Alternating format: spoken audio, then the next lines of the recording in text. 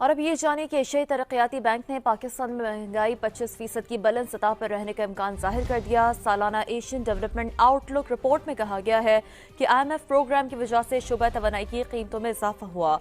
पाकिस्तान को बैरूनी अदायगियों के लिए आलमी मालियाती इदारों और दोस्त ममालिक पर इन्हिसार करना होगा।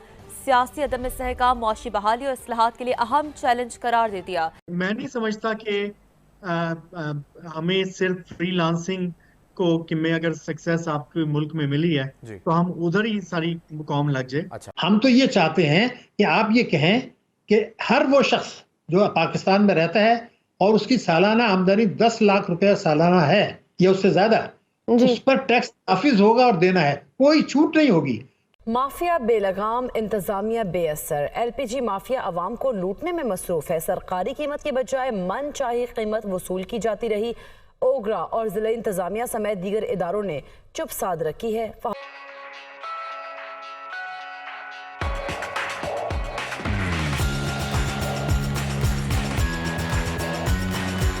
आप जब तक किसी को सिंगल आउट करते हैं ना तो वहां पर एतराज होता है कि जी आप प्रॉपर्टी माफिया से तो नहीं ले रहे। तो आप ये करें कि जो तीनों पार्टियों का मंशूर भी है कि 10 लाख रुपए सालाना से ज्यादा जिसकी आमदनी है उस पर टैक्स नाफिज करें और वसूल करें। ये काम FBR के करने का नहीं है, ये काम पार्लियामेंट के और सूबाई असम्बली को करने का है। वो नहीं चाहते हैं। अगर हुकूमत नहीं चाहती, FBR उन्हीं का एक इदारा है, हुकूमत नहीं चाहती कि टैक्स की चोरी रुके, इसके दस्तावेजी सबूत मौजूद हैं। हुकूमत नहीं चाहती कि मईशत दस्तावेजी हो तो FBR उन्हीं का इदारा है, करप्ट इदारा है, नाअहल इदारा है, तो वो भी वही कर रहा है। तो मैं सिर्फ ये कहना चाह रहा हूं कि इससे 2 कदम आगे बढ़ रहे हैं टैक्स लेने में और 4 कदम ये पीछे हट रहे हैं। अगर आज भी ये मौका ज़ाया कर दिया इन्होंने, हर किस्म की आमदनी पर टैक्स नहीं लगाया, तो पाकिस्तान की मईशत के लिए, पाकिस्तान की सलामती के लिए, अवाम के लिए बहुत मुश्किलात बढ़ेंगी। तो मैं तो ये फर्ज कर रहा हूँ कि ये सब टैक्स नेट में आ जाएंगे और चंद सौ अरब रुपए दे देंगे। उसके बाद भी लेकिन डॉक्टर साहब, आपको क्या वाकई लगता है कि मौजूदा हुकूमत में इतनी पॉलिटिकल विल है कि वो इस स्कीम पर अमल दरामद करवा सके? मैंने आपसे कहा ना कि ये लीपा पोती हो रही है, लेकिन कुछ ना कुछ इसलिए ताजिर भी अब इस बात के लिए किसी न किसी हद तक तैयार हैं, किसी न किसी हद तक। इनको अब ये पता चल गया है कि भाई जब आपको, मैं उनको भी पता है ताजिरों को, कि जो हमारे टैक्स रेवेन्यूज है नेट पाकिस्तान के, उससे आप सूद ही अदा नहीं कर सकते तो पूरा मुल्क कैसे चलेगा। ताजरों का भी मौकफ है स्कीम के हवाले से कि इस किस्म की स्कीम शुरू करने से पहले हुकूमत उन्हें एतमाद में नहीं लेती। क्या स्कीम शुरू करने से पहले हुकूमत को दुकानदारों को एतमाद में लेना चाहिए था? देखिए, एतमाद में तो लेना इसलिए चाहिए था कि आप 23 साल से उनके साथ मुज़ाकरात करके उनको छूट देते रहे, वो आदी हो गए हैं इस बात के। लेकिन मेरा अब भी यही कहना है कि अगर हुकूमत ये कहे कि जी हम तो आप पे टैक्स लगा ही नहीं रहे, हम तो ये कह रहे हैं कि 10 लाख रुपए सालाना से ज्यादा की आमदनी है उस पर टैक्स लगाए, तो आप अकेले नहीं है उसके अंदर। ये जब आप ये करते हैं कि असल में वो क्यों कह रहे हैं प्रॉपर्टी माफिया है, कई हजार अरब रुपए की प्रॉपर्टी चोरी का पैसा लगा हुआ है, 20 करोड़ रुपए की प्रॉपर्टी 2 करोड़ में रजिस्टर हो रही है। तो ये माफिया जो बन गए हैं। बट अगर देखें माजी में देखें ना, 2006 में देखें, 2015 में देखें, 2019 में मुख्तलिफ हुकूमतें ने ताजरों को इसी नौयत की स्कीमों के जरिए टैक्स नेट में लाने की कोशिश की, मगर हर हुकूमत नाकाम रही। क्यों हुकूमतें ताजर बरादरी के आगे बेबस हो जाती हैं? पहली बात, कोई हुकूमत भी नाकाम नहीं रही, किसी हुकूमत ने भी संजीदा कोशिश नहीं की। 9 करोड़ लोग ऐसे हैं पाकिस्तान में बेचारे जो जिनके पास मोबाइल है, वो अब लोग प्लम्बर हैं, इलेक्ट्रिशियन हैं, ड्राइवर हैं, चौकीदार हैं, मासियां हैं, 9 करोड़ लोग हैं, उनसे हुकूमत 15% टैक्स ले रही है। किस बात के ले रहे हैं भाई? वो उनकी आमदनी तो 6 लाख रुपए से कम है, तो वहां तो आप जुल्म कर रहे हैं 9 करोड़ आदमियों के साथ, वो उनकी कोई वॉइस नहीं है।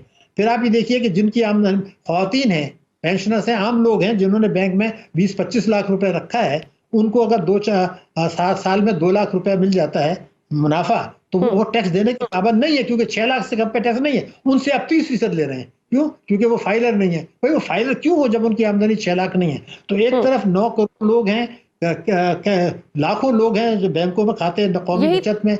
डॉक्टर साहब, पिछले माली साल में तनख्वाहदार तबके ने 264 अरब रुपए का टैक्स अदा किया, जबकि मौजूदा माली साल के पहले 8 माह में तनख्वाहदार तबके ने 217 अरब रुपए का टैक्स जमा कराया है।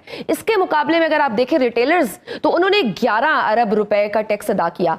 तनख्वाहदार तबका मजीद कितना बोझ उठाएगा?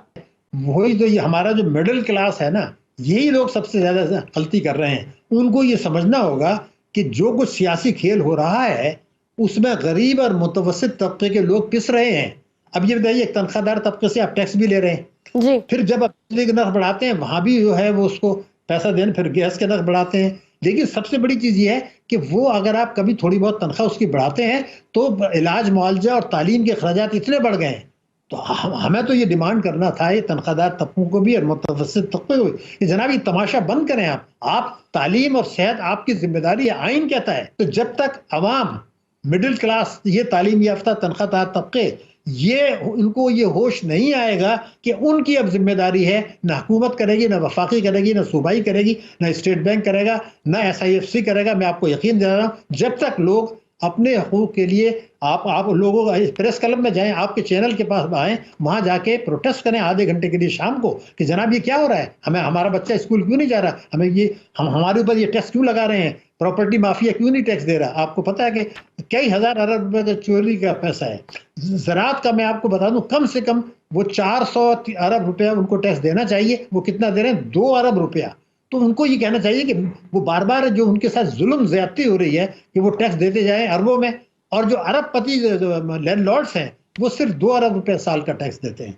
तो एहतजाज जब तक नहीं करेंगे, प्रोटेस्ट नहीं करेंगे, सिर्फ जिंदाबाद के नारे लगाएंगे तो उनके हुकूक भी नहीं मिलेंगे। अच्छा, FBR 2 बरस में सिगरेट, सीमेंट, शुगर और खाद के शोबों में ट्रैक एंड ट्रेस सिस्टम नाफिज नहीं कर सका।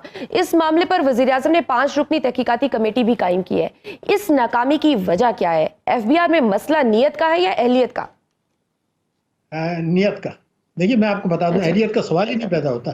पहले अगर आपको याद हो, ये कहा था गया था कि जो लोगों बैंकों में जो पैसा रखते हैं उस पर जो मुनाफा मिलता है उससे हमें हुकूमत को पता चल जाता है कि किसको कितना मुनाफा मिला। तो वो उन्होंने कहा था हम उनसे टैक्स लेंगे, वो नहीं किया उन्होंने। बिजली के बिल आते हैं, क्लब के बिल आते हैं, होटल्स के बिल आते हैं, अस्पतालों के बिल आते हैं, इन सबको उन्होंने कहा था कि GST लिया जाता है। तो ये जो हुकूमत के पास डेटा है, अगर इसी से काम कर लें तो उनको ना ट्रेडर के पास जाने की जरूरत है। उनको पकड़ लें कि जनाब ये तो आपने बच्चों की फीस तो 2 लाख रुपए दी है, तो आप तो इनका सिर्फ, और आपके घरेलू बिजली का बिल आपका इतना है, क्लब की फीस इतनी है, आपने 4 सारी चीजें मौजूद हैं। अगर वहां से करना चाहें तो नाकाम कोई हुकूमत नहीं हुई है। वो अशराफिया की मईशत है। ये सब आवाम को दिखाने के लिए, कुछ उछलकूद करने के लिए, कुछ अपना मेरे ख्याल में एक इकोसिस्टम अप्रोच होनी चाहिए। देखिए, अगर आप कहें कि IT का ट्रू पोटेंशियल कैप्चर करना है, वो तो सॉफ्टवेयर इंजीनियरिंग के थ्रू किया जा सकता है, क्योंकि आर्टिफिशियल इंटेलिजेंस और अब नई नई टेक्नोलॉजीज ऐसी आ गई हैं कि वो लो एंड की जो जॉब्स हैं उनको वो ऑटोमेट कर देंगी, और जो आर्टिफिशियल इंटेलिजेंस बनाने वाले लोग हैं वो सरवाइव करेंगे, जो रिसीविंग एंड वाले लोग हैं वो खत्म होते जाएंगे। जैसा कि आपने देखा ChatGPT आया, और ChatGPT आने से कंटेंट क्रिएशन, कंटेंट डेवलपमेंट का काम काफी हद तक कम हो गया, क्योंकि अब वो आर्टिफिशियल इंटेलिजेंस खुद ही न्यूज आर्टिकल बना के प्रेजेंट कर देती है। तो इसलिए आपको, क्योंकि आर्टिफिशियल इंटेलिजेंस पे अगर काम करना है, प्रोग्रामिंग करनी है, तो उसके लिए आपको डेफिनेटली थोड़ा सा फ्रीलांसिंग से आगे जाके प्रॉपर इंजीनियर्स पैदा करने हैं और हाई वैल्यू पे जाना है।